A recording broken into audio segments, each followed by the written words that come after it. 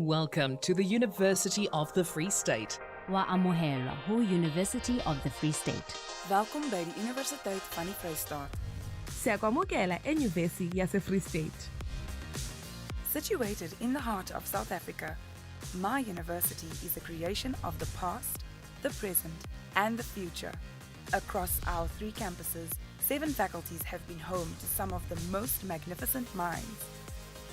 Everything we do is rooted in our values of excellence, innovation and impact, accountability, care, social justice, and sustainability. We have been changing the world for more than a century. We continue to pave the way and inspire a fresh stream of knowledge and skill to follow in the footsteps of our scholars and alumni. We hunger for knowledge that will help us to be better and to do better. Our facilities encourage excellence, pulling us towards the light of new insight and ways of applying what we know.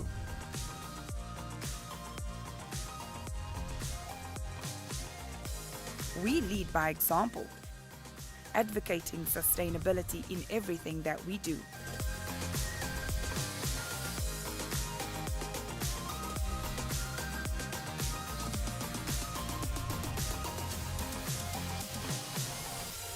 While we are making a current impact, we are also steering towards the future with the knowledge and skills we need to take the lead. The next years will be especially significant in our growth as our Vision 130 unfolds, which will peak in 2034 when the University of the Free State celebrates 130 years of existence. Vision 130 is our strategic intent to reposition the university for 2034. Join us on this journey. Together, we will go further.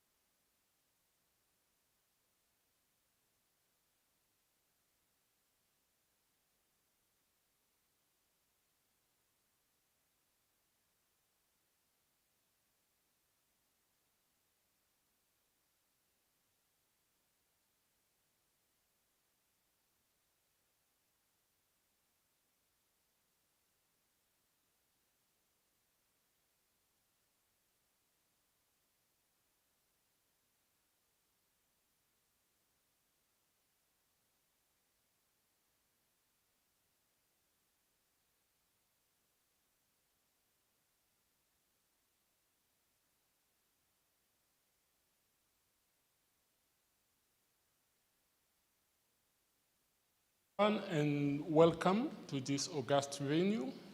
I wouldn't want to start the introduction without saying a big thanks, although we have a formal vote of thanks, but I would like to thank Professor Bram for driving this lecture.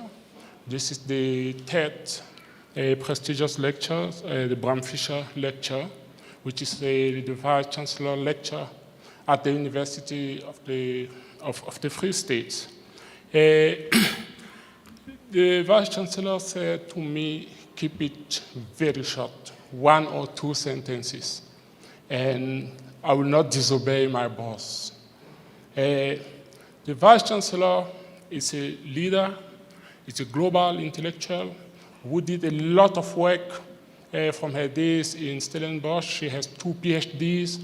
What I want to say, all the work that she did led her to become our Vice Chancellor, and we are very happy to have her as a Vice Chancellor.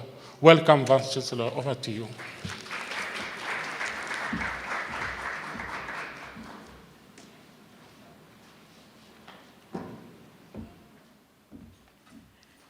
Good evening. Wonderful to see everyone here tonight.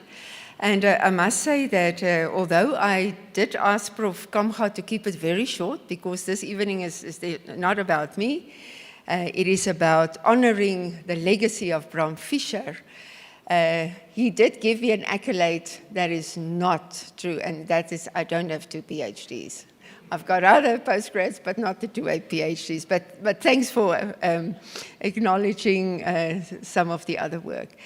So let me start off and first acknowledge our speaker here tonight, Professor Isa Shifji, who is here from Tanzania. We are indeed very honored that you could join us here tonight. And then we're looking forward to Professor Tsepu Madlangozi, who will respond on the lecture. And of course, when I arrived, I saw when Professor Madlangozi arrived, I saw that there was a long-standing friendship between him and Professor Kamcha. And he shared with me that Professor Kamcha was his lecturer, actually, a couple of years ago. He was my lecturer. Oh, he was your lecturer. Oh, the other way around. Got that right. Which is, I mean, just amazing. And then, of course, you've given him wings because he flew to the University of the Free State. And then I want to acknowledge our Dean of the Faculty of Law, Prof. Kamcha, the Director of the Free State Center for Human Rights, Prof. Dani Brandt. And I also want to acknowledge Prof. Brandt for the work that you've put in and to make the shift on a very short notice and to still see it in this beautiful venue. And please share our appreciation with your colleagues within the center as well. And then I want to acknowledge all of our other colleagues here tonight.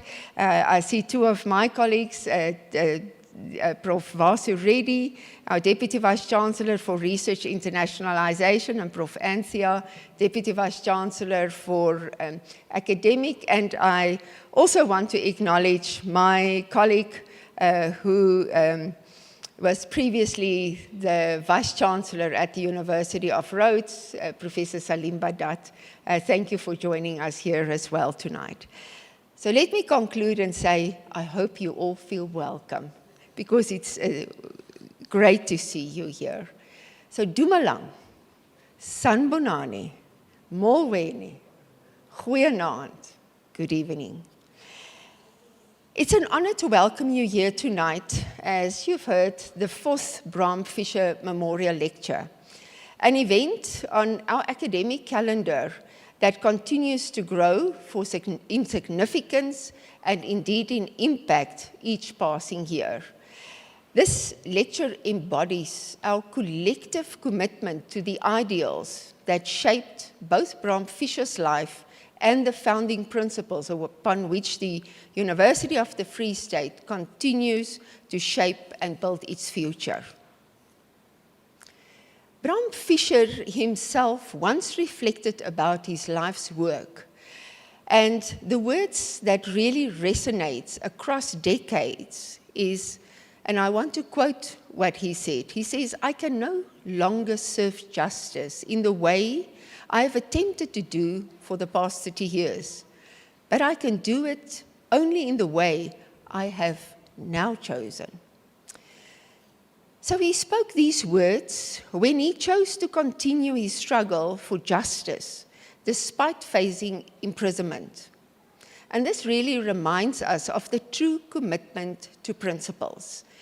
And sometimes he does ask of us to make some shifts and to chart new paths, even when it is leading in difficult situations.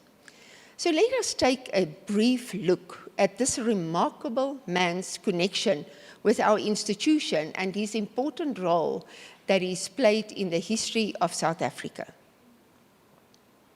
Bram Fischer had very strong ties with the University of the Free State, and his family also played a major role in the history of our institution.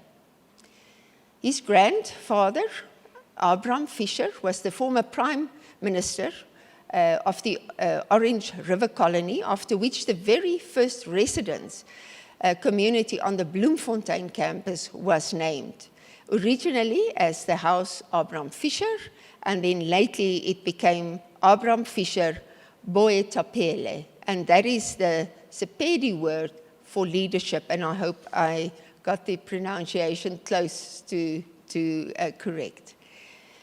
So Bram Fischer's father, Advocate Percy Fischer, was the very first law academic and founder of the Faculty of Law at the Grey University College. And we know that is the institution from which the University of the Free State developed. And Bram Fischer himself then he studied law and later became then part of the University of the Free State. And quite fittingly, he was also then a resident at House Bram Fischer. So let's pause a moment and consider the legacy that Bram Fischer has left for South Africa. As an anti-apartheid lawyer and activist, Bram Fischer was devoted to fighting for justice and defending the rights of the powerless, even if this put him at odds with members of his own community. He's best known for his legal defense of Nelson Mandela and other leaders of the African Congress during the Rivonia trial, and this goes back to 1964, which resulted in Mandela and others being sentenced to life imprisonment. He was in many ways a visionary, one that looked far ahead of his time, who saw a better, an inclusive and a just South Africa, beckoning in the future despite the harsh realities of discrimination and legalized racism that characterized his day. So Bram Fischer's values continues to be of enduring relevance for us today. His lectures compels us to reflect, or this lecture compels us to reflect, not merely on the historical legacy, but also on the pressing contemporary relevance of the values that Bram Fischer embodied throughout his remarkable life and journey. His life was characterized by unwavering moral courage, the willingness to stand against prevailing injustices when consciousness demanded it, regardless of the personal cost. So his dedication to justice transcended the comfortable boundaries of his social position, demonstrating the true leadership often requires of courageous leaders. And of particular relevance at the University of the Free State is that Bram Fischer understood what we today call creating responsible societal futures. But it's indeed around requiring individuals and institutions who are willing to make difficult choices and in service of principles that are often greater than the immediate self-interest. So these values of moral courage, unwavering commitment to justice, and the vision to work towards responsible societal futures resonate powerfully with the mission and the characteristics that we see and want to embody at the University of the Free State. We also need to give recognition that in the current global context, higher education institutions face unprecedented challenges, and it demands the moral courage that Bram Fischer demonstrated throughout his life. We see globally the shift and the tendency to question academic freedom, our social responsibility, and the delicate balance between institutional sustainability, but then also principled leadership.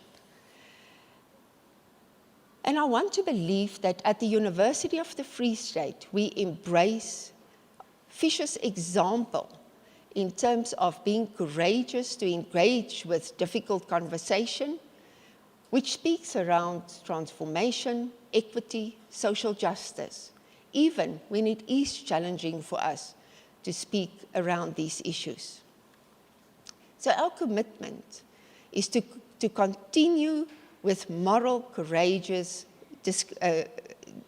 debates and discussions, and our willingness to engage in this critical space. And as we engage in an evening like this, writing our own history for the future. So let me conclude and reiterate that perhaps the most important alignment of Bram Fischer's values and our institutional mission lies in the shared commitment to creating responsible societal futures. And his vision extended far beyond the immediate struggle that he faced. But he understood that lasting change requires building systems, building relationships, and institutions capable of sustaining justice across generations. Fischer recognized that the struggle for justice in South Africa was part of the broader global movement towards human dignity and freedom. And similarly, the University of the Free State understands that that should be at the core of our mission. Even in our international partnerships, our research collaborations, we embed these principles that contributes to our global conversations about justice, human development, while remaining firmly grounded in the African context and what is important in our local experience. So we take seriously our responsibility to contribute graduates who are not merely successful professionals, but that will be thoughtful global citizens committed to using their talents in the service of common good. And as we have gathered here tonight for the 4th Bram Memorial Lecture, or Bram Fischer Memorial Lecture, we do so merely not just as admirers in terms of his historical legacy, but we are doing it as inheritors of a living tradition of moral courage and a commitment to justice. He reminds us that the true excellence in higher education cannot be separated from the deep commitment to human dignity and social justice. Let's enjoy the opportunity tonight to celebrate the legacy of Bram Fischer.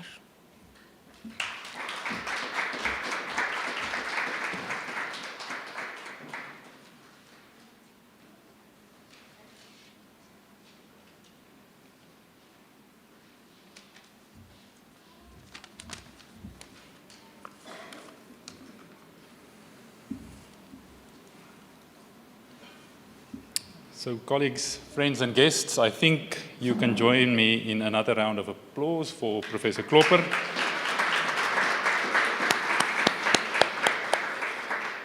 For that welcoming address. And that applause, I think, is also a vote of thanks from all of us, Professor Klopper, not only for supporting this event and linking your name and the gravitas of your position to it, but also simply for turning up tonight at all during a very trying and busy time for the university and for you as its Vice-Chancellor, and for the seriousness, compassion, and care with which you have attended to our recent and ongoing student protests and the issues of financial exclusion that so many students unfortunately still face. Thank you for that. Before I introduce our two speakers for the evening, and although my Dean, Professor Kamga, will give a formal word of thanks at the end of tonight's proceedings, please allow me just a moment to personally thank first Yolandi Loots and Dinah Mangope for accommodating us at very short notice here at the planetarium this evening. I called them this morning at 8 o'clock. That was the first that they heard of having to host us, and here we are. So thank you very much to them. Then also the indefatigable Mawanda Mokwena and her team for really arranging everything surrounding this lecture. And last, as always, from my side to Bram Fischer for having lived his life in the way that he did and leaving us with a legacy that he has left us with.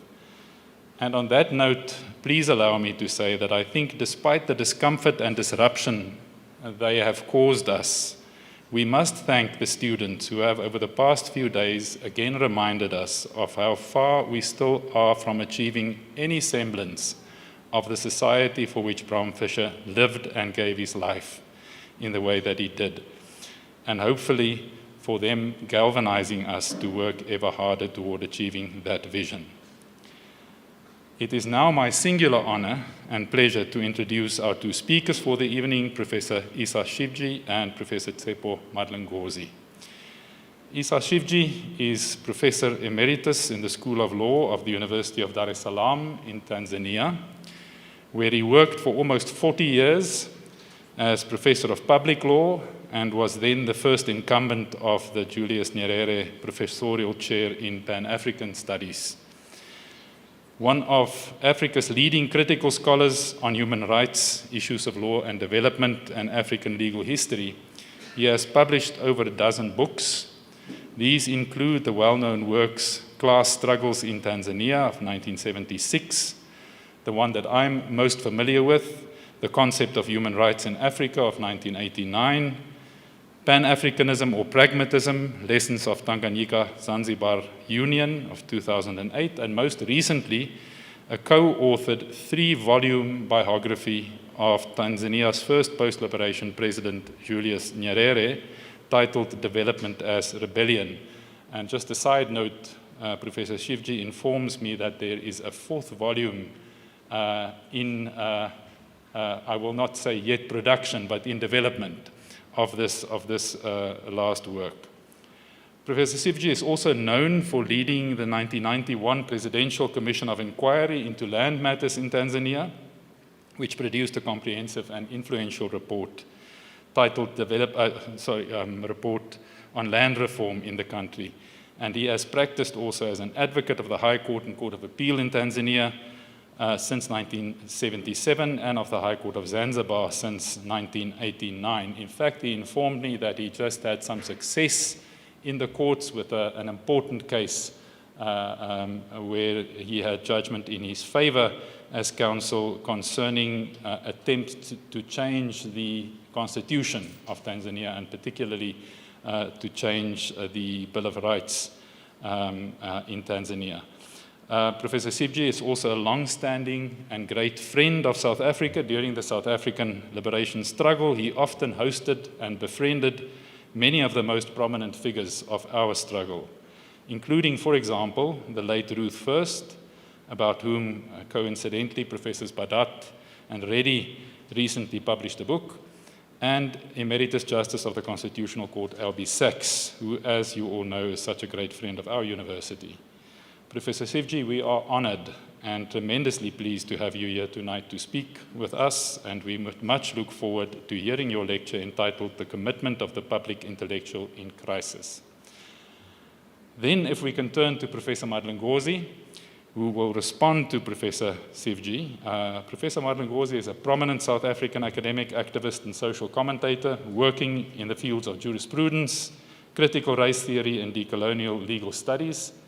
Since January 2024, he is a full-time commissioner of the South African Human Rights Commission, where he is responsible for the focal areas of anti-racism, education, and equality.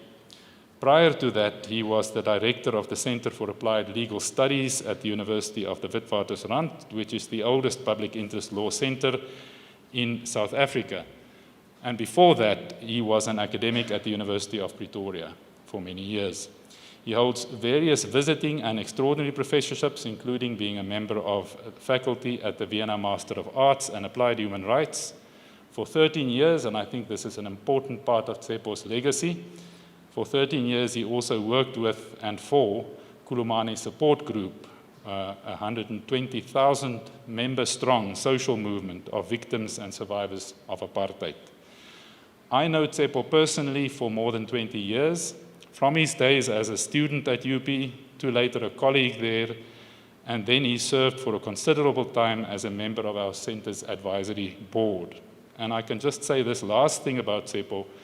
These days, when it has become fashionable, and perhaps for that reason rather easy, to be a decolonial critic of law and constitutionalism in South Africa, it does us well to be reminded that Tsepo Madnangozi has for the past 20-odd years professed these views and critiques that are now so widely held.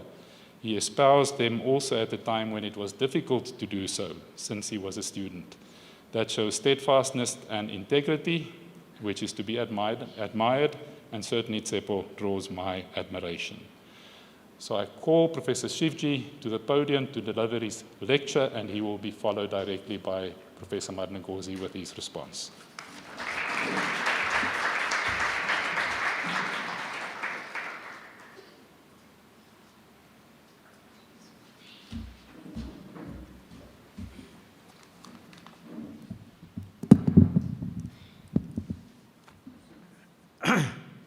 Good evening.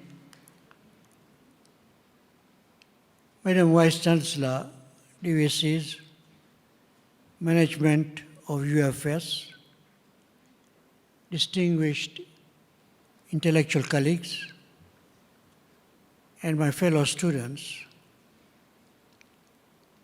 because we all are students, we're always learning. For me, it is a great pleasure and honor to deliver Bram Fischer Memorial Lecture celebrating the life of Bram Fischer. When I was a student in the University of East Africa in Dar es Salaam, we used to see Bram Fischer's photograph in the African Communist, the journal of the Communist Party of South Africa. I could not have imagined that 50 years down the line, I would be delivering a lecture in his honor. But that is life.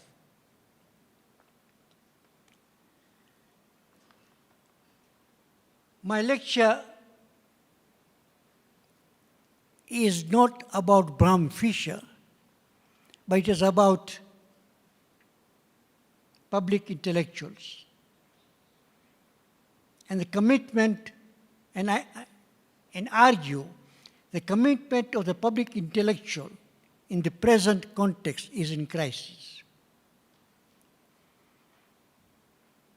And what do we learn from Bram Fischer's life in trying to address and resolve this crisis? Bram Fischer was an unlikely candidate for communism. He came from one of the most elite African families. His grandfather at one time was the Prime Minister of the Orange River Colony. His father studied at Cambridge, while Bram himself studied at Oxford. They all were scions of the legal profession. Bram was a leading and well-respected member of the Johannesburg Bar for 30 years. For a communist, Bram Fischer owed uncanny fidelity to law. I'm also a lawyer by training, but unlike Bram Fischer, I'm not very loyal to law. He had surprisingly a lot of faith in the judiciary. Hence, when the judges increasingly applied draconian apartheid laws literally, it came as a shock and surprise to him.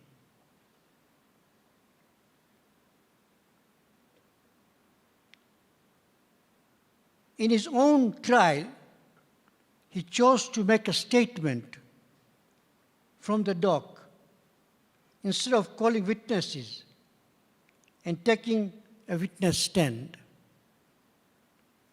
His main argument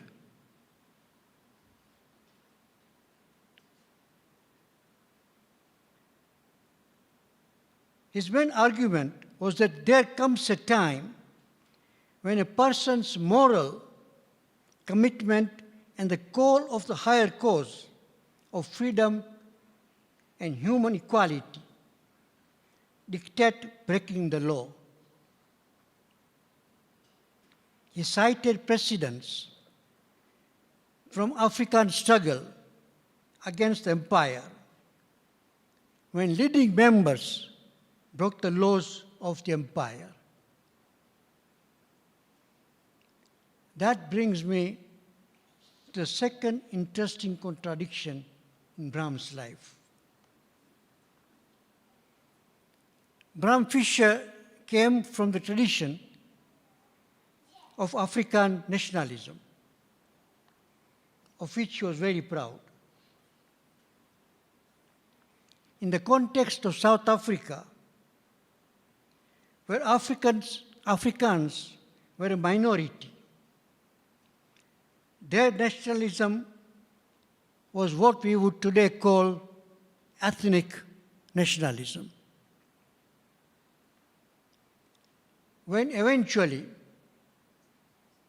Bram Fischer, as a communist, took up the cause of struggle against the apartheid state to build an interracial society, his justification was derived from his belief that an international society was the future that the white Africans should accept.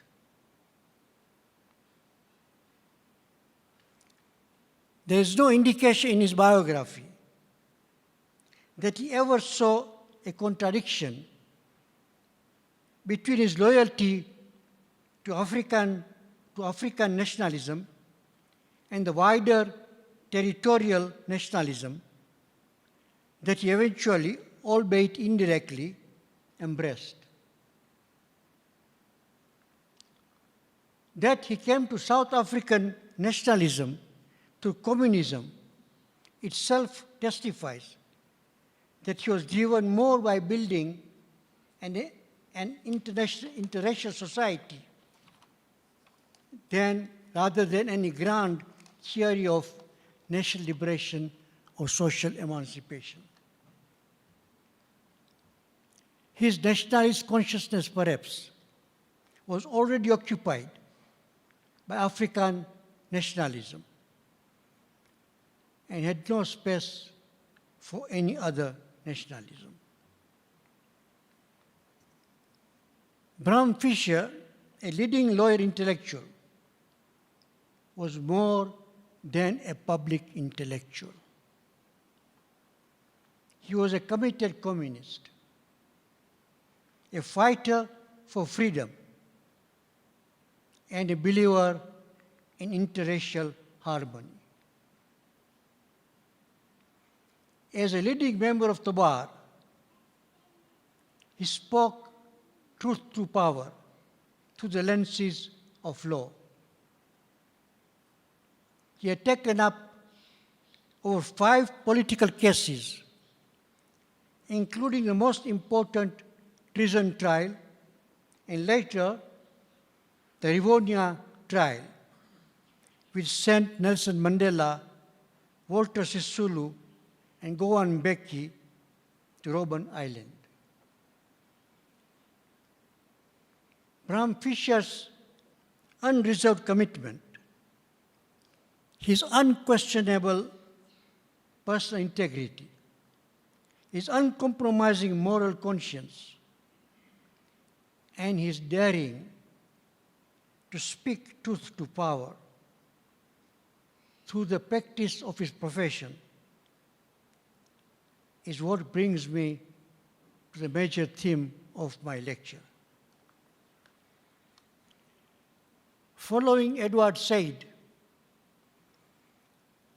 we often define one of the characteristics of a public intellectual as someone who speaks truth to power.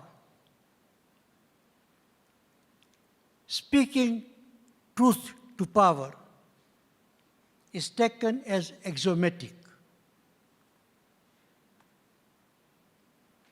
But under the current geopolitical situation, its axiomatic character itself has been assaulted. We therefore need to interrogate it. There are a number of assumptions that underlie it. First, that the power you are speaking truth to is responsible. Never mind the extent or depth of its responsibleness. Second, that the power concerned can be shamed, that it shares certain common social morality. Third, that it still has the remnant capacity to redeem its honor. And fourth, that naming and shaming it would shake it into action. The other important assumption is that there is something that we can all broadly accept as truth. That while truth is not absolute, and that it is historical and contextual, within a given context, there is a broad consensus as to what constitutes truth. Now, my question is, what happens when none of these assumptions hold? When you are confronted with a power that is above shaming, a power that is not only immoral, but amoral, a power that does not recognize any societal truth, but only its own truth, which it believes to be absolute, ahistorical, and superior to all other truths. That absolute truth, above all truths, and it is revealed only to the chosen people. Therefore, a social consensus on what constitutes truth is out of the question. What happens when such a power spins a whole historical and political narrative, which in the eyes of many is a pack of lies? How do you confront such a power by speaking truth to it? If a public intellectual cannot speak truth to such power, what does he or she do? Withdraw to his own backslapping group? Or give up the occasion of a public intellectual altogether? Well,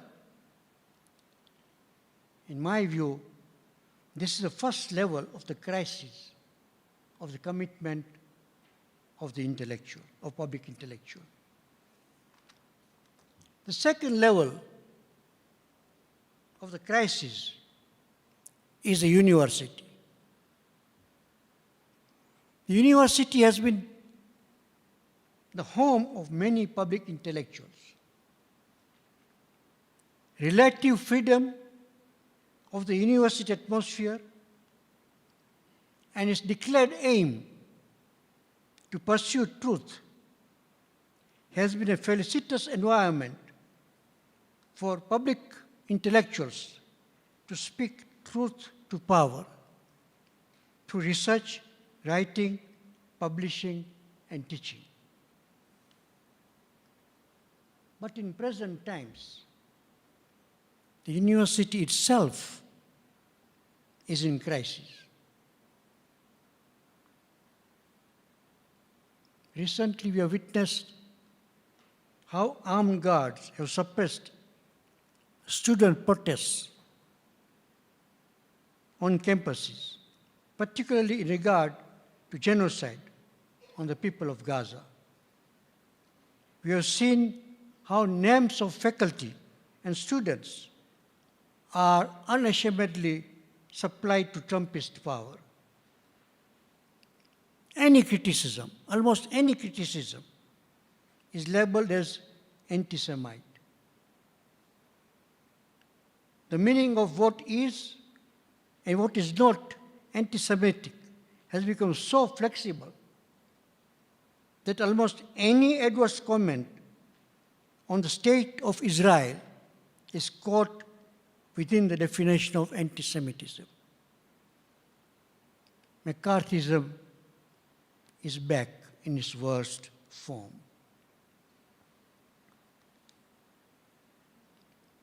While that is happening on American and European campuses, African university campuses are facing a different type of crisis with the same result.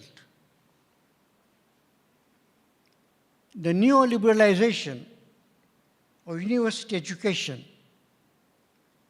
entails undervaluing of humanities and privileging of professional disciplines, while at the same time, semesterization and modularization of courses, resulting in a pedagogy geared to examination, undermines critical and original thinking. Accompanying the vocationalization of university education, the governance is bureaucratized, while academic freedom is all but suppressed. At the University of Dar es Salaam, my alma mater, unauthorized meeting of students are disallowed. At one time, there was even a proposal to install surveillance cameras on the campus. Public lectures and any other similar public activity on campus have to get permission from the administration. An application for a permit has to be given in advance, describing the nature of the activity, background of the participants and speakers, and such other details.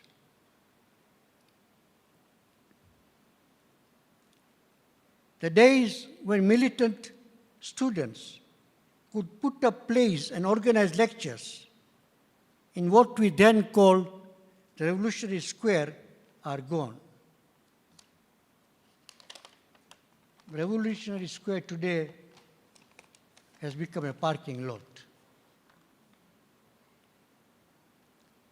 Thank you. The lingering minority voices from the past revolutionary tradition of the University of Dar es Salaam are not only ignored, but ridiculed. During the whole period of genocide committed by Israel over the last 2 years, there has not been a single public meeting on it, nor a protest statement in my university, let alone a demonstration. And this is the university which in the 60s, 70s, and 80s was a leading campus on the African continent, known for its militancy, known for its awareness. Many freedom fighters were based in Dar es Salaam. And they would always try to find out what is the university saying on this, that, or the other. That was the University of Dar es Salaam. Sadly, that is no longer the case.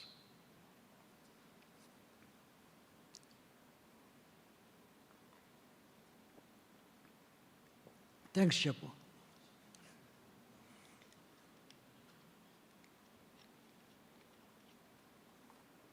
Elsewhere in East Africa, the situation is no better. Though in some countries like Kenya, the protests have moved from university campuses to the streets.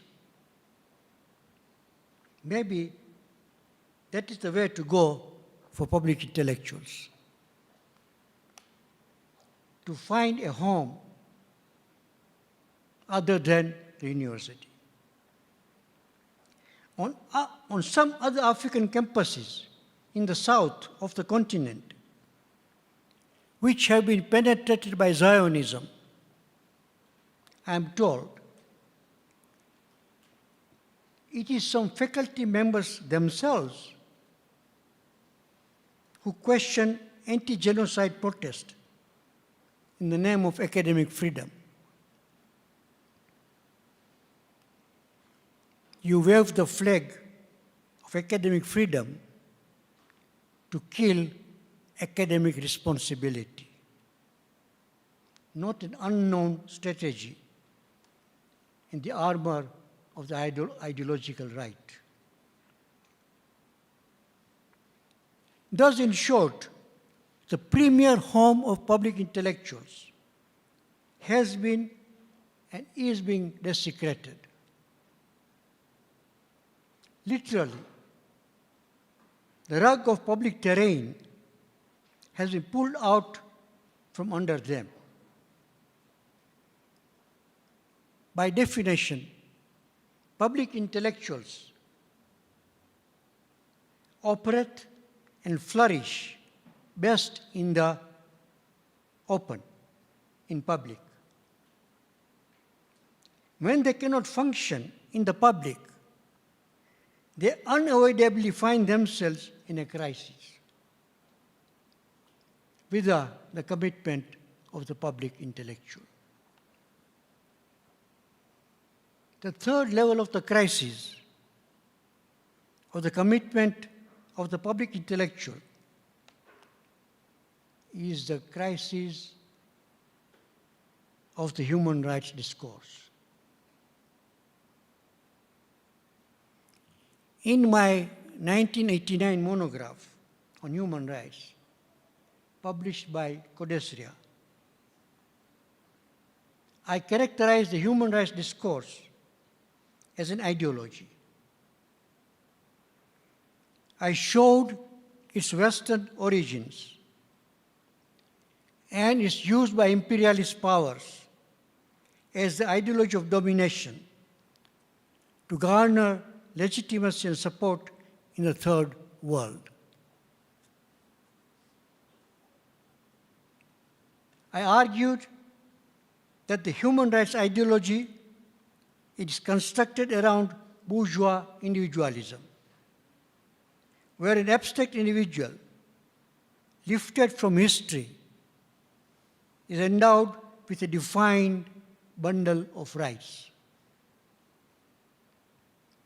I further argued that the language of human rights was used against colonialism by the leaders of independent movements to rationalize and justify their own struggle. In other words, they changed the human rights ideology, which was ideology of domination, into an ideology of resistance and struggle. In claiming independence, Third World leaders, aided by the socialist bloc, narrowed the meaning of the right to self-determination to the right to have a sovereign state. As soon as independence was achieved, the post-colonial petty and proto-bourgeoisies abused the sovereignty of the state to suppress their own people, denying them the right of self-determination.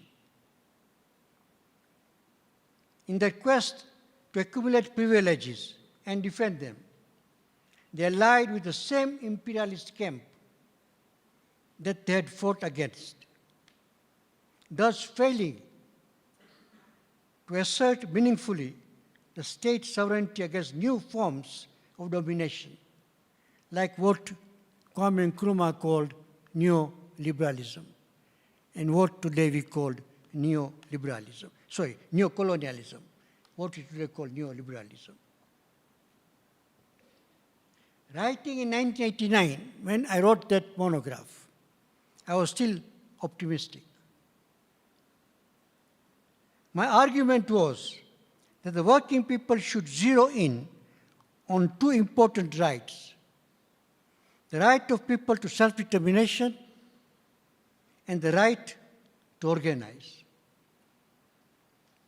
I interpreted the right of people to self-determination expansively to include two important elements.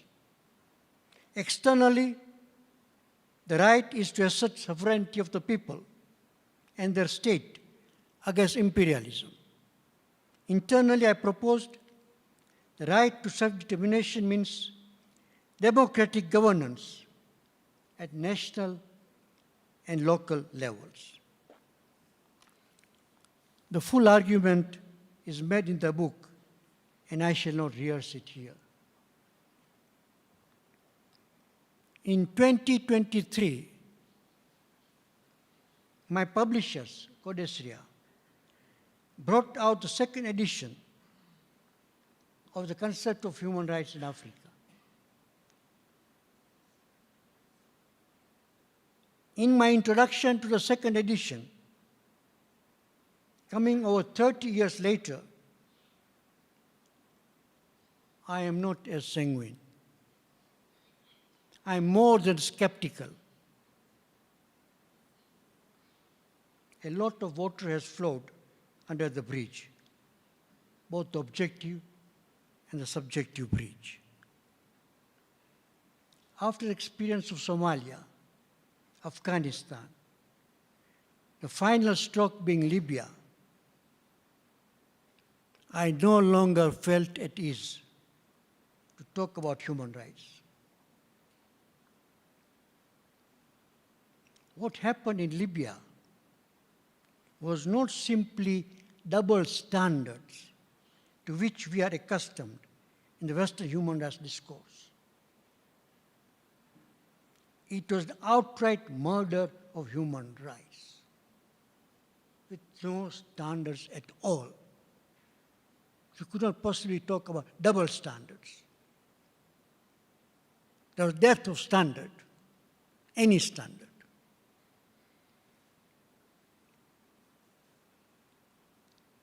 The right to protect doctrine, R2P, was applied to assault the sovereignty of Libya and the murder of his leader, Muammar Gaddafi.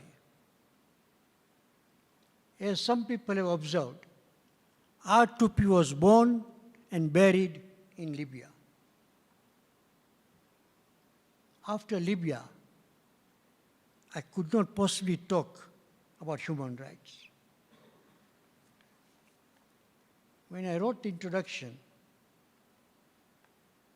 Gaza had not yet happened. Now with Gaza, I feel almost ashamed to call myself a human rights lawyer.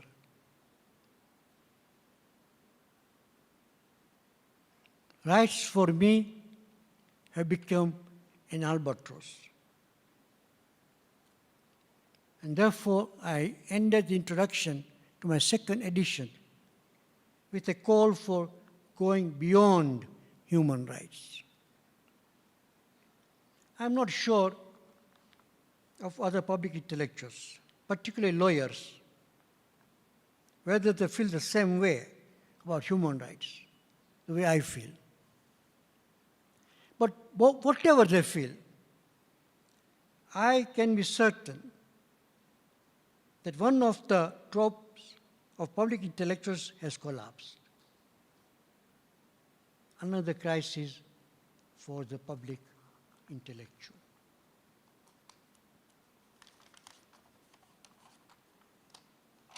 In the light of the multiple crises of the commitment of the public intellectual, what can he or she do?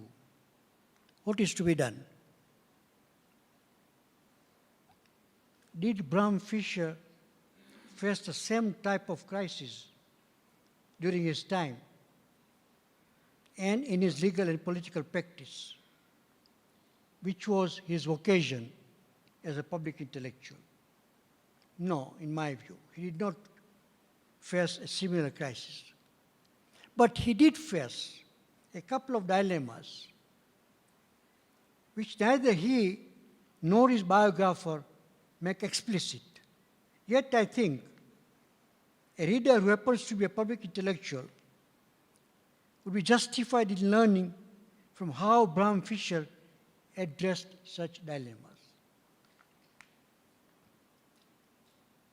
In my introductory remarks, I pointed out two contradictions in Bram Fischer's thought. One had to do with his fidelity to law, and the other was about the apparent contradiction between parochial African nationalism and a more inclusive territorial nationalism, entailing national liberation. He seemingly resolved both these dilemmas by embracing communism. More accurately, by becoming a member of the Communist Party. He could fight for an interracial society that he envisioned for South Africa only in a space and an organization which was interracial. Such organization was the Communist Party. He could rise above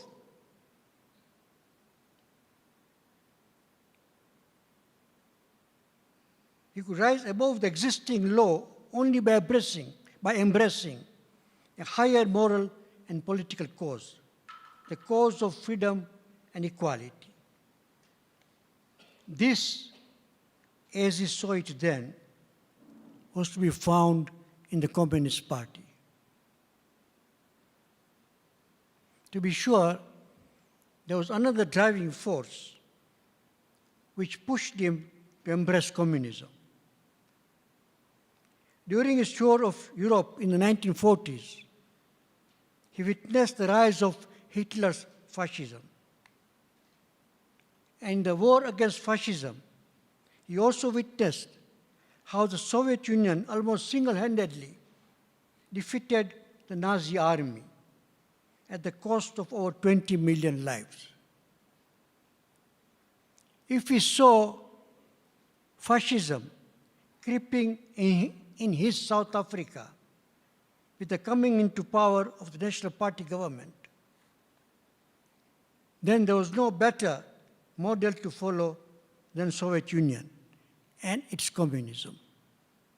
I say if, because it is not clear from his biography that he definitely characterized the National Party African government as tending towards fascism, or whether he likened apartheid to fascism.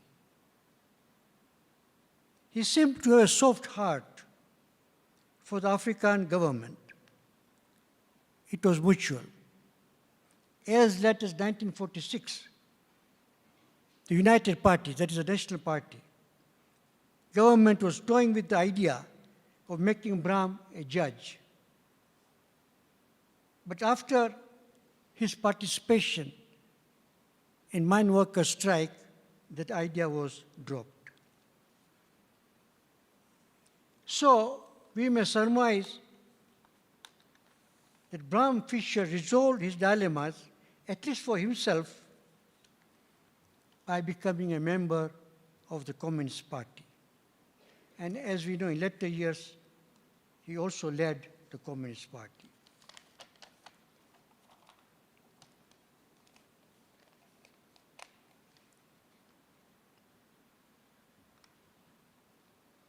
It is interesting that his biographer, Stephen Klingman, observes, and I quote, "In this epoch of ideological flux and contest, as the herd hogs and warwoods withdrew into the fortress of nationalism ethnicity, they could not understand that Bram was drawn to socialism precisely because it enabled him to remain an African while envisioning a new and enlarged world of freedom." End of quote. In my view, this was not only the biographer's opinion, but also decidedly how Bram himself saw his attraction to socialism. So while the architects of apartheid withdrew into their racial and ethnic cocoons, Bram rose to the world of greater freedom by embracing socialism. But all of them remained ardent African nationalists. We cannot say how in his political practice this reconciliation of his dilemmas would have played out, because with 9 months underground and almost 8 years of incarceration, Bram Fischer did not have the opportunity to practice politics and test his apparent resolution of his dilemmas. Is there anything that the present public intellectual can learn from Bram Fischer on how to resolve the crisis of his or her commitment in the present genocidal epoch? Her natural habitat, so to speak, the university, is not available. His natural terrain of operation, the public, is fraught with fear and intimidation. What does he or she do? What alternative home can he or she find? What terrain of struggle where he or she can practice her commitment is available? I have no answer. If I were pressed, I would probably say that the public intellectual must transform himself or herself into a Gramscian organic intellectual. That answer, I know, is both abstract and unsatisfactory. but by its very nature, the question demands a concrete answer, which can only be given in a concrete struggle and specific historical circumstances. Bram Fischer answered his apparent dilemmas by embracing the then actually existing communism. In hindsight, some of his well-wishers, including his biographer, wonder whether he made right choices. Had he known what happened to the post-1994 interracial society of his South Africa, or for that matter, what happened to his dear Soviet Union, he would have perhaps thought otherwise. I beg to differ. Such hypothetical questions, lifted from context and history, are meaningless. Yet, in my view, they do raise one very pertinent issue. In my view, Bram Fischer's Stalinist communism was both limiting and dogmatic. It didn't open for him the possibility of envisioning a different future for South Africa, a future other than a harmonious interracial society. His communist armory lacked the understanding of society and its trajectory in class terms. For the public, or let us say an organic intellectual of today, there is no such excuse. Today we know that the capitalist system which underlay apartheid South Africa and which was the harbinger of fascism in Europe and which undergirds imperialism and Zionist genocide is racial capitalism. It is a system which trumps morality, values, and humanity in its relentless pursuit of profit and insatiable thirst for accumulation. That while there will be many transitions which will determine concrete trajectory of struggles, ultimately capitalism has to be defeated and transcended. That is the vocation of the Gramscian organic intellectual today. As a parting shot, I may as well add that in the current milieu, after experience of the last 5 or so decades of national liberation and nationalism in Africa, the African public intellectual would have to seriously disabuse its ideological apparatus of certain fetishes, among which are fetishism of the nation state, fetishism of democracy, and fetishism of so-called peace and reconciliation at the expense of class struggle. In this regard, as long ago as 1948, George Lucas warned the German intelligentsia to be wary of similar fetishes. He cautioned them not to mistake imperialist chauvinism for nationalism. Investigate democracy for whom and excluding whom. He reminded them that Hitler's fascism was not an aberration, but a logical outcome of monopoly capitalism. He was prescient in singling out US imperialism and its tendency towards fascism, which we are witnessing today. In his own words, and I quote, "This new stage in the development of imperialism will quite probably not be called fascism. And concealed behind the new nomenclature lies a new ideological problem. The hungry imperialism of the Germans brought forth a nihilistic cynicism which openly broke with all traditions of humanity. The fascist tendencies arising today in the USA works with the method of a nihilist hypocrisy. They carry out the suppression and exploitation of the masses in the name of humanity and culture." End of quote. Lukasz's words came to pass. 6 years later, US was embroiled in McCarthyism.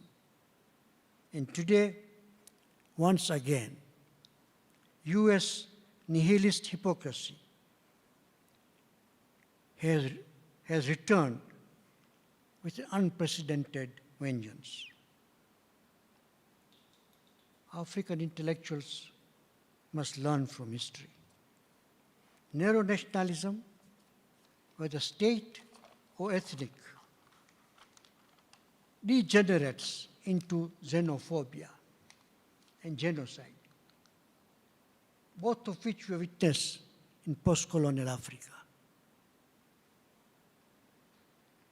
Under the guise of reconciliation and democracy, coalitions and alliances are made with most reactionary forces in society. We should call this out. Elsewhere in Africa, our compradorial classes are making alliances with rapacious imperialism, auctioning off the continent's resources and devastating the lives and livelihoods of the working people. We have to relentlessly and unashamedly expose this.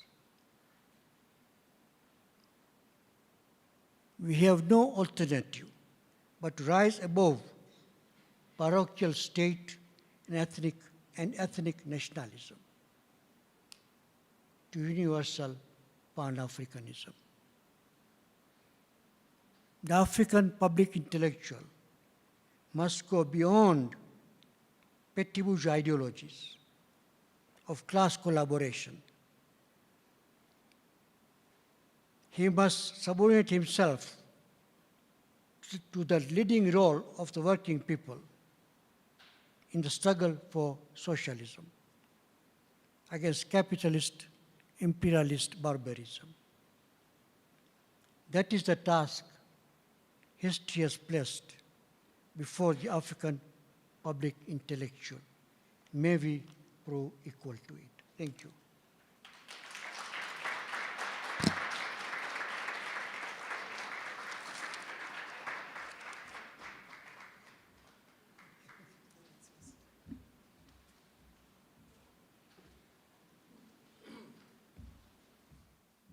Should we take a break?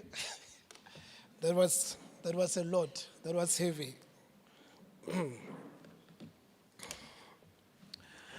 First of all, let me recognize the Vice Chancellor and thank you so much for this memorial lecture. Secondly, let me recognize the Vice Chancellors, including my former colleague, Professor Reddy, Vasu Reddy. Thirdly, let me recognize my former lecturer. He didn't disclose that part, but he was my lecturer and a key factor in where I am today. So I want to say thank you so much, Professor Brandt. There's also Professor Van Mali sitting there quietly at the back, who is also responsible for the many contradictions in my life, a lot of contradictions. Human Rights Commissioner, very critical of human rights. And of course, my friend, the Dean, we come, a long, long way, And let me just say, congratulations, it's so good to see you here. I've been told that I've got about 10 minutes, and I'm sure you want to engage with Professor Shivji, so I won't deny you that opportunity. How do you respond to your hero? It's really unfair. It's really unfair to ask me to respond to my hero. So what I want to do is to pick up some key themes from the excellent tour de force lecture by Professor Shivji. To do two things. One, to underline the agency of his message. It's very, very urgent, this message. But number two, to do so as a way of challenging the university. I forgot to say also, Professor Salam Badat, it's so good to see you. I've just used one of your books in my latest article, the South African Student Organization, SASO. Thank you so much for your work. Let me start by way of an anecdote to highlight the agency of the crises that Professor Shivji has highlighted. The crisis of the nation state, number one. Number two, the crisis of neoliberalism. Number three, the crisis of human rights. Number four, the crisis of the public intellectual, or the crisis of public intellectualism. And then fifthly, the crisis of truth. Let me highlight this by an anecdote that happened on Friday. What happened on Friday? So on Friday, we, the South African Human Rights Commission, lost a case against Operation Dudula and March on March. These are movements that have been blocking access to healthcare facilities against non-nationals and undocumented persons. Doesn't matter whether you are pregnant. It doesn't matter whether you are a 3-year-old. It doesn't matter whether you are almost dying. Blocking vigilante style and throwing people away. That's where we are in South Africa. First of all, it reveals the crisis of the nation state. Because if you listen to the language of these groups, they use the language of we South Africans. We South Africans. We don't want these people in our land. The crisis of the nation state. The crisis of the death of Pan-Africanism. So the nation state, how do we resolve this crisis of the nation state? Who belongs, who does not belong? And of course, Frantz Fanon reminds us that from xenophobia, it goes to tribalism. It always goes like that. But this anecdote also emphasized one of the other crises that Professor Shivji highlighted. The crisis, of course, of human rights. The crisis of human rights. Do you know that these Afrophobic groups are using the language of human rights? They are mobilizing the language of human rights. First of all, they are attacking the phrase, everyone has access to health care. They say, no, everyone doesn't mean the other. Human rights are not universal. Human rights are only for us as South Africans. That's a direct attack on human rights while mobilizing the language of human rights. But secondly, they are mobilizing the language of human rights to say, these foreigners are depriving us of our rights. And it's not only these two movements. We also see a lot of so-called progressive movements that are mobilizing on the basis that We South Africans deserve the following. We are the poorer of the poorest South Africans, and therefore we deserve this thing. How do you deal with that? Where the language of human rights is being mobilized for non-progressive ends, for anti-Ubuntu ends. How do you deal with that? Of course, it's not just this movement. You also have the right-wingers who are using the language of human rights to stop redress, to stop affirmative action, the crisis of human rights. It's not just about the double standards. There's something inherent in the Eurocentric understanding of human rights that we need to reckon with. The crisis of neoliberalism, the crisis of neoliberalism. All of us know that we've got a crisis in our healthcare system, It is true that if you go to our hospitals, our clinics, there are long queues, there's no medication, there's not enough staff, there's not enough clinics, and so forth. Even though in the Constitution, you've got this right to access to healthcare. And when you look at the data, progressively there's been a cutback in the funding of the healthcare system. It's a question of neoliberalism, austerity. It's not simply about fiscal consolidation. We know that there must be fiscal consolidation. We know that there must be responsible use of resources. But when you have a state that is committed to austerity, constitutional promises are undercut by the reality of the budget.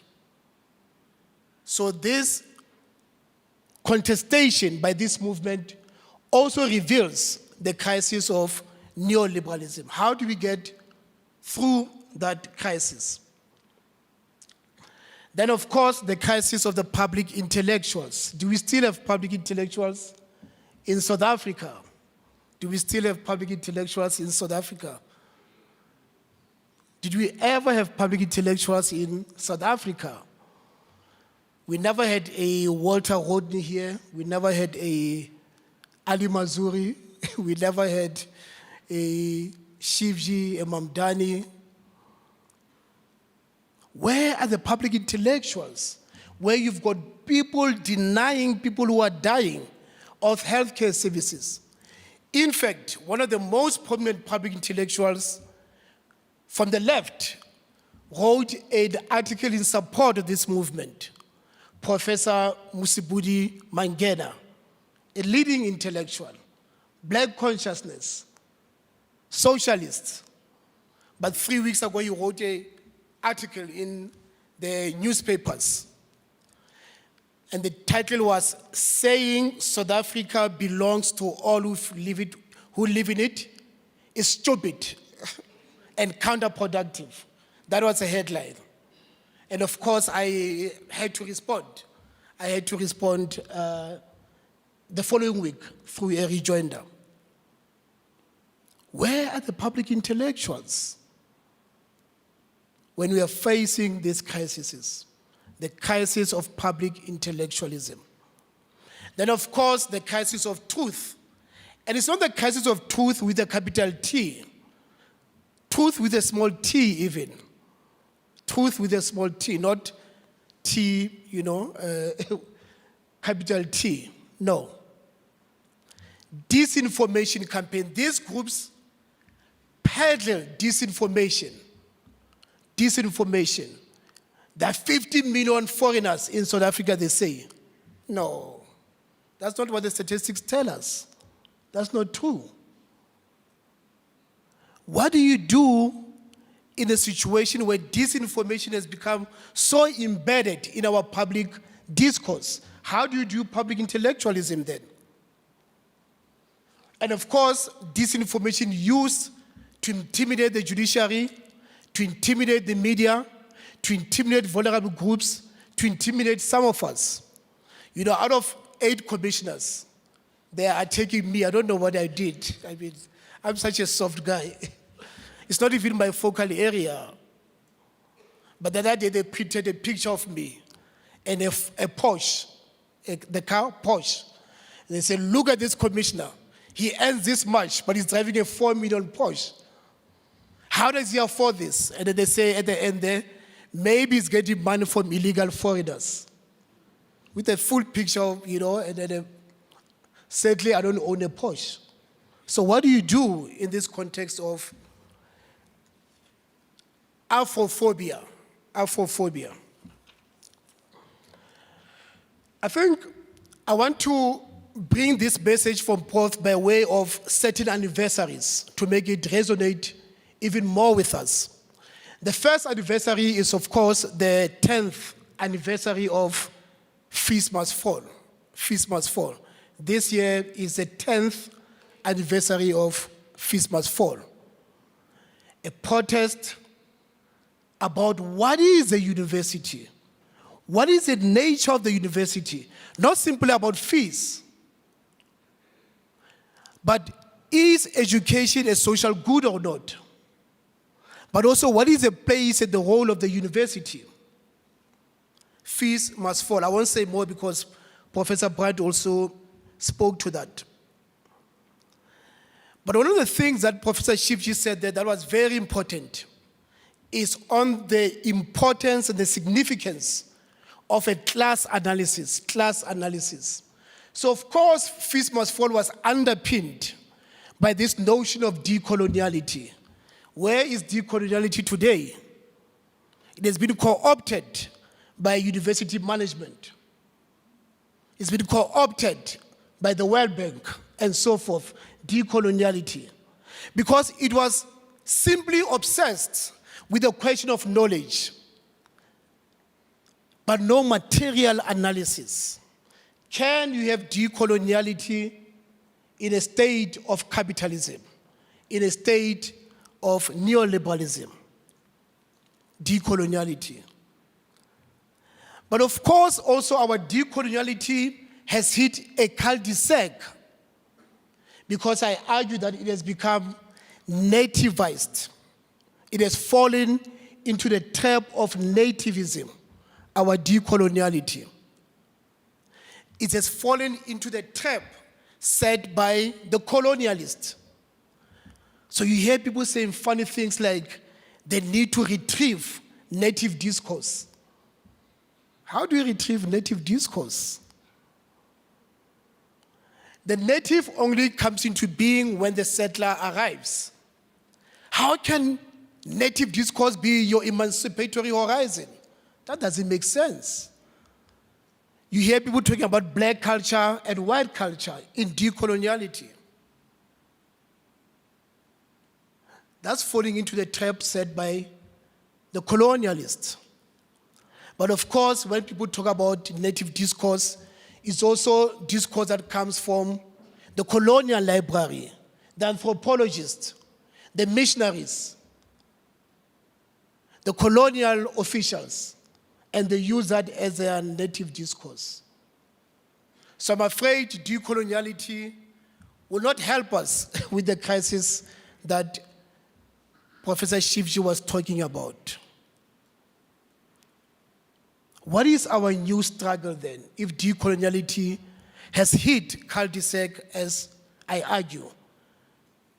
You can't have a decoloniality that is so focused on the nation state. It inevitably falls into nativism. Inevitably falls into nativism. If anything, you hear some of the decolonial scholars using some Afrophobic language. It's not a coincidence. The fetishes with the state, the nation state. The second anniversary, of course, is the Freedom Charter. The Freedom Charter. This year is the 65th anniversary of the Freedom Charter. It opens with a famous word. What? South Africa belongs to all who live in it. But I'm more interested in the last line, the last clause. It says, let there be friendship and peace for all in South Africa. What are the conditions for friendship and peace in South Africa? What are those conditions for peace and friendship in the context of so much inequality in South Africa? So much inequality. Is the university producing graduates, producing work that challenge inequality, or is the university a platform, a vehicle for elite neoliberal ideologies? We need to debate that. We need to debate that. What are the conditions for friendship and peace in the world? I can talk about so many anniversaries.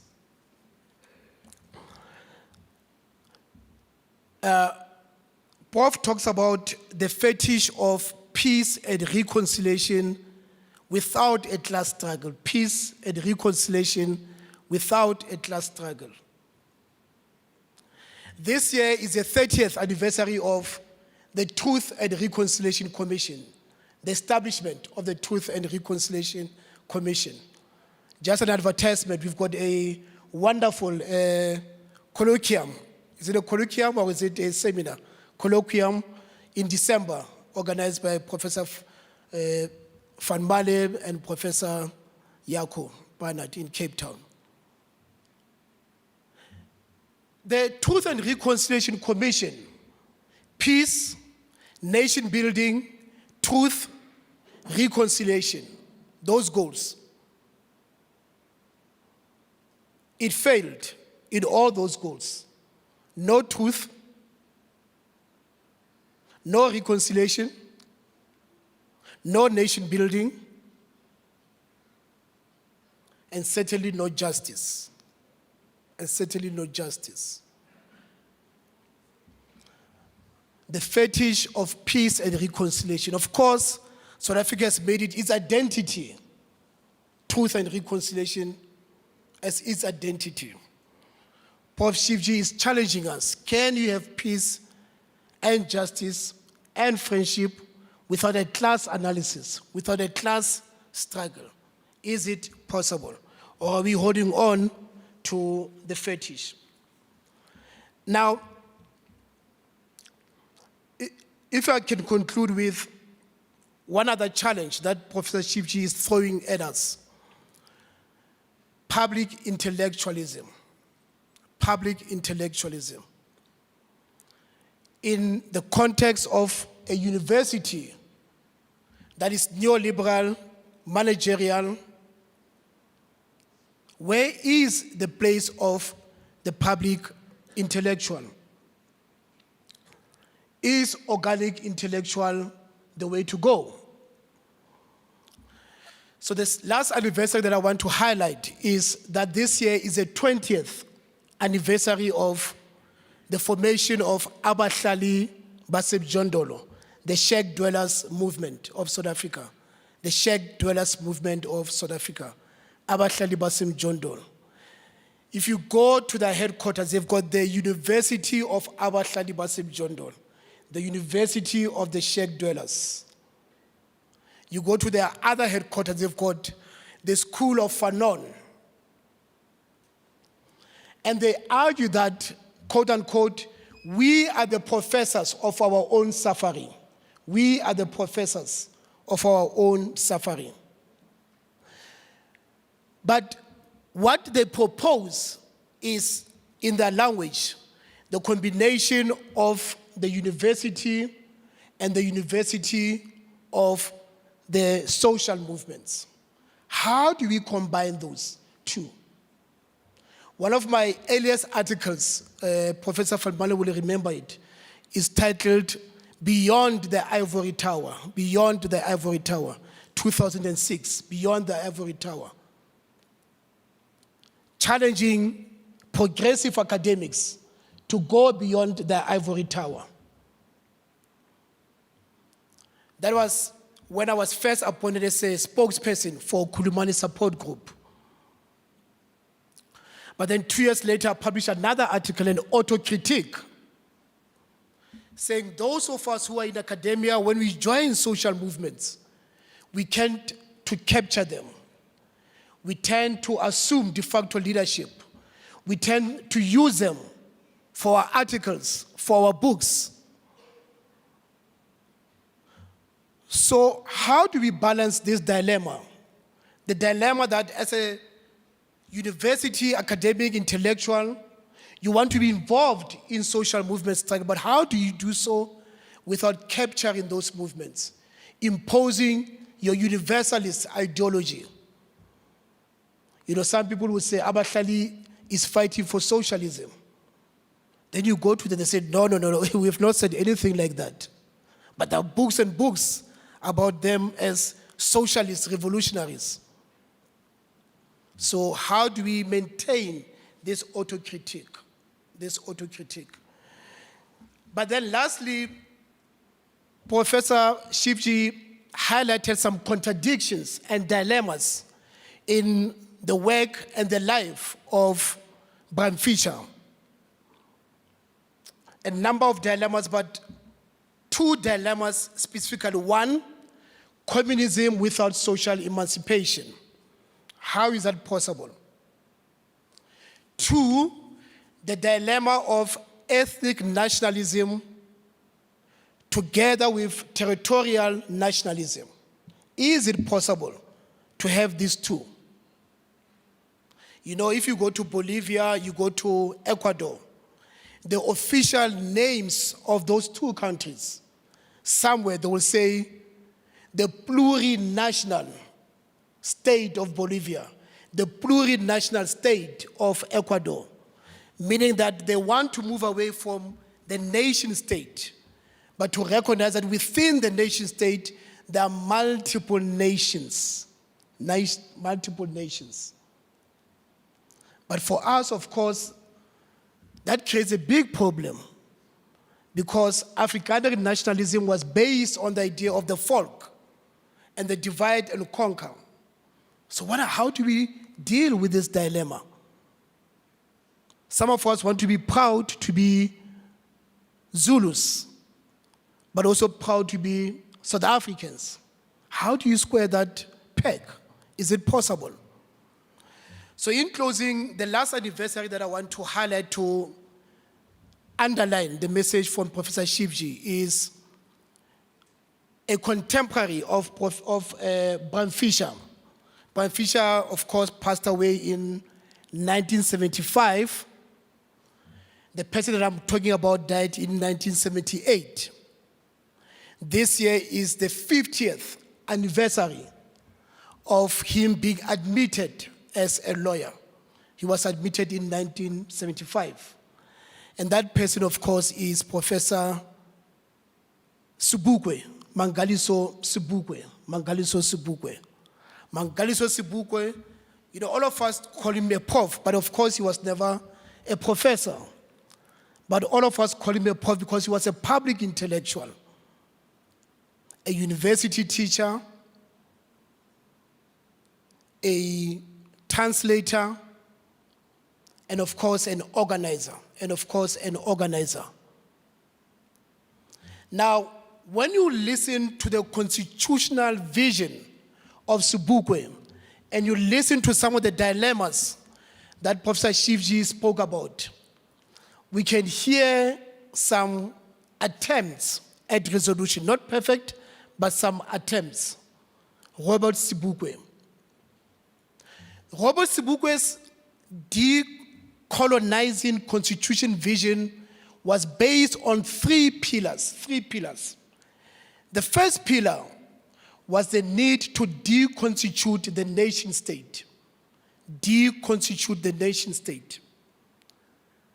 The second pillar was the resolution of the national question. And then the third pillar was, how do you remember Africa? From dismembered to re-member. How do you remember Africa? The difference between Bram Fischer and Robert Sobukwe in the first place was that Bram Fischer took it as a given, the legitimacy of the South African state. There is no problem with the South African state. What is problematic is the South African government that is not democratic, that does not extend civil rights to everyone, but that the state was legitimate. That's Bram Fischer. Hence those contradictions. Robert Sobukwe moves from the premise that the South African state is a colonial state. So it's not only a project of democratization, it's also a project of decolonization. That is important. That the South African state that was formed in 1910 needs to be challenged itself. So how do you deconstitute the nation state? But he also went further to say, after we gain state sovereignty, we immediately dissolve state sovereignty for Pan-African sovereignty.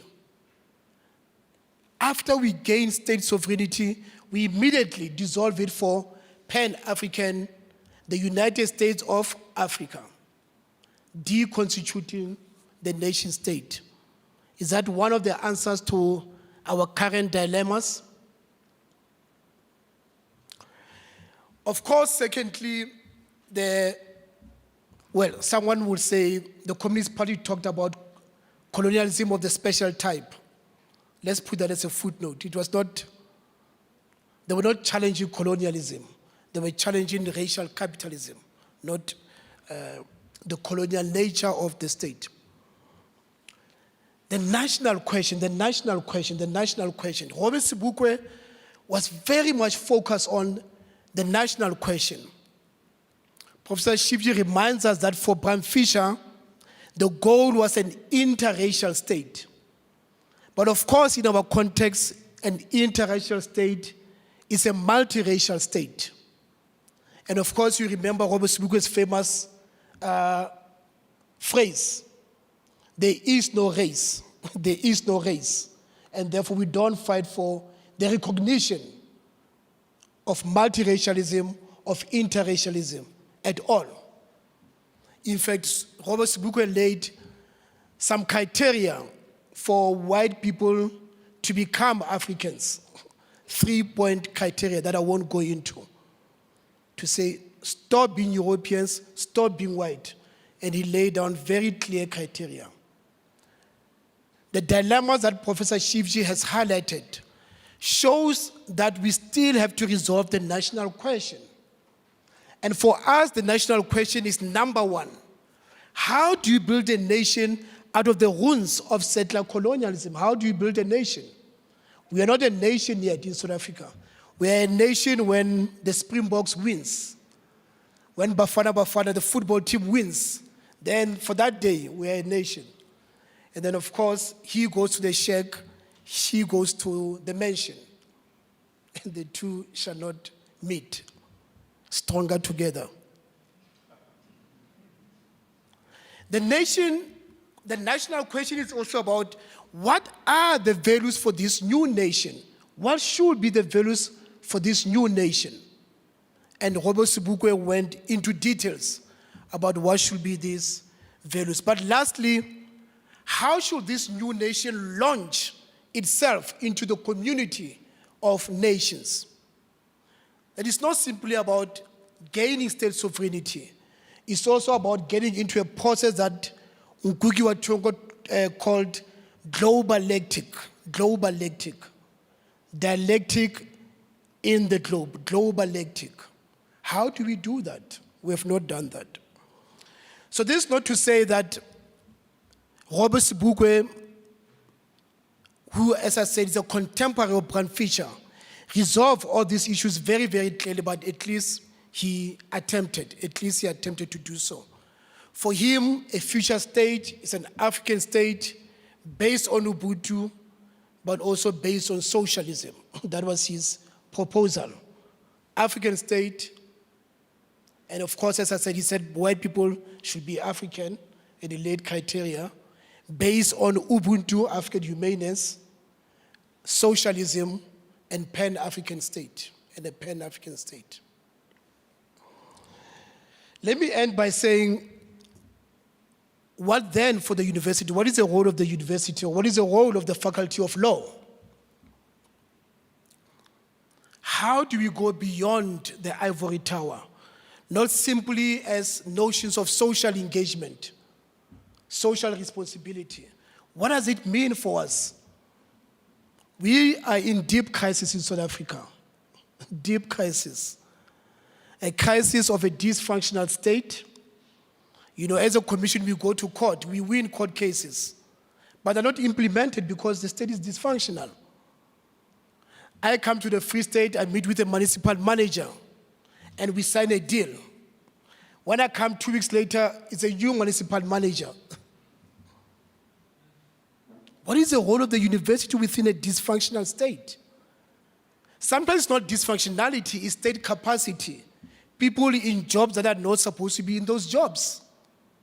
When I was at Carl's, we won a case 7 years ago, provision of water to 100 villages in Limpopo, provision of water. 7 years later, it has not been implemented. Not because they don't want to implement it, but they don't have the capacity, shame. They don't have the expertise to do so. People in jobs who are not supposed to be in those jobs. It's not about the revelations in the Madanga Commission, the ad hoc committee. The very nature of the state is in trouble. What is the role of the university then? What is the role of the university? But secondly, and lastly, public intellectualism. We need university academics to speak out. We need academics to speak out. It's good that all of us write books and articles. It's good that sometimes we do consultancy and get paid a lot for the consultancy. But what more can we do at the level of the graduates that we produce? Not just to be active citizens, but to be citizens that can really propel public intellectualism that is disruptive, that is challenging, but that is also humble. So with those words, I want to say thank you so much, Professor Shivji, and it was a pleasure to respond to you. Thank you so much.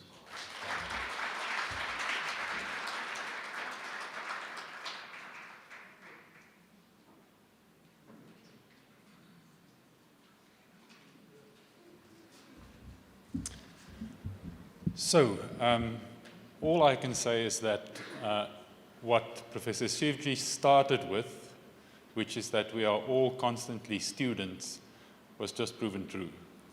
Thank you so much for both those presentations, and I think we can give them another round of applause.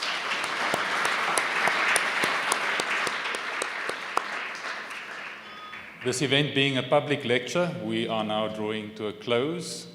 I call upon our Dean, Professor Kamga, to provide the vote of thanks and to close proceedings and invite everyone for a drink and a snack afterwards. Thank you.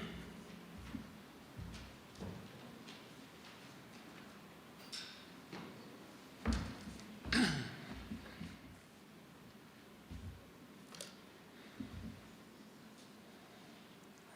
guess it's not for me.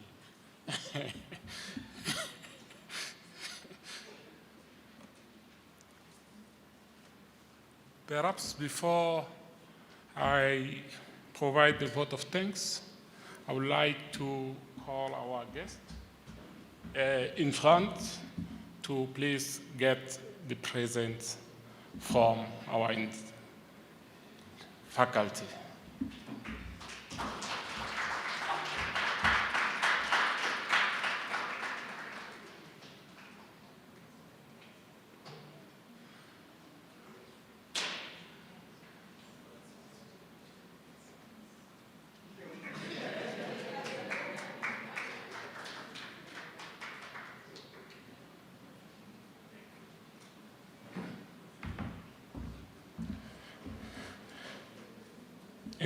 Thank you very much.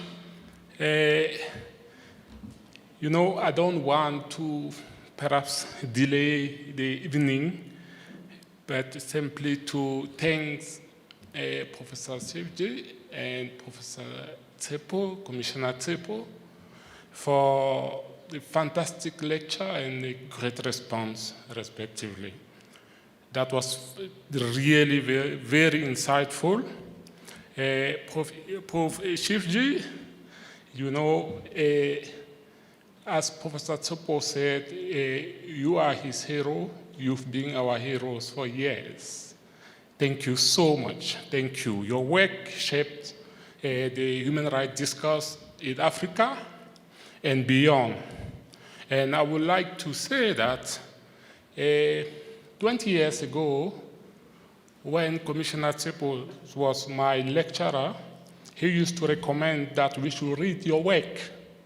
And we did that. And he had one of the activities he was leading on campus was the Tsepo Shibin. Tsepo's Shibin. And it will be like the response he just gave us. It will be so energetic, and we will just be waiting for the next afternoon to go to the Tsepo's Shibin. Tsepo's, really thank you so much, not only for your response this evening, but for the impact you've made in my personal life. You were more than just my lecturer, because you were also my mentor. You really inspire excellence, and I'm so happy that today I can stand here before you, and thank you again for that, and thanks for your excellent response. Thank you very much. I would like to also thank our Vice Chancellor, Professor Hester Klopper, for hosting the event as a Vice Chancellor's prestigious prestige lecture, for her welcoming address. But one of the things I want to add is that coincidentally, this is the first Bram Fischer lecture that is hosted by a woman. Thank you so much, Vice Chancellor.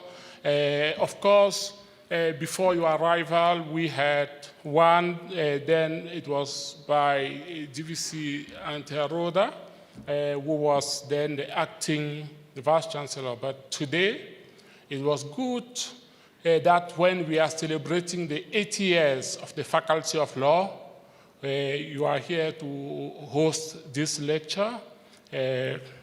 As we heard you speaking about it this evening. I also want to use this opportunity to thank Professor Salim Badat for his support and his effort in securing our main speaker, Prof. Shifji. Thank you so much, Prof. Salim.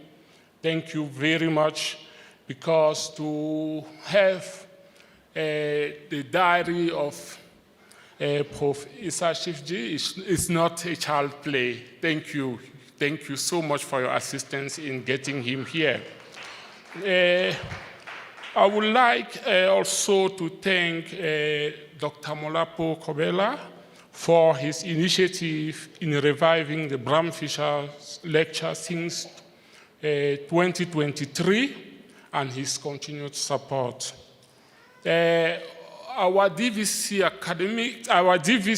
Research and Internationalization, and our DVC Academic, namely I will start with Professor Suredi for his support. Thank you so much, DVC. Professor Antea, our DVC Academic, thank you so much. And thank you very much, of course, for hosting the lecture while you were acting DVC. Thank you so much for adding to the foundations that we have at the university. I would like to thank my fellow deans for coming to the lecture, namely Professor Philip Berger from the Faculty of Management Sciences, who has been all the time with us during this lecture. Thank you so much, and I would like to thank other deans who used to come and who are not able to be here this evening. Of course, I will take it more in the faculty. you know, Danny Bram mentioned Mrs. Mawanda Mokoena, who is really one of the machines behind not only this project, but the work of the Free State Center for Human Rights. So I would like to use this opportunity to thank Mawanda and other staff of the Free State Center for Human Rights for their hard work in making the arrangement for the event. Of course, I see many colleagues from the Faculty of Law, as well as colleagues from other faculties, but I would like to thank colleagues who still come to this evening in spite of the difficulty we are facing as a university currently. Your presence is very much appreciated, and I would like to thank you. To Nita Ramnat, Alicia Pena, and Quinta Onyango for assistance in marketing and for arranging the event. We are very grateful. Yolandi Yoste and Dina Marope of the planetarium for accommodating us in a very short, as such a short notice. Thank you. I wouldn't end here without thanking our friends and colleagues and associates who are online. I would like to thank them for their presence and their support. And last but not least, again, to Professor Danny Bram, thank you for being the driving force of this particular institutional lecture. We really appreciate your input. Without further ado, please, I would like to invite everyone to enjoy the drink and food that is at the back of the venue. Thank you so much. Thank you all for coming. Thank you.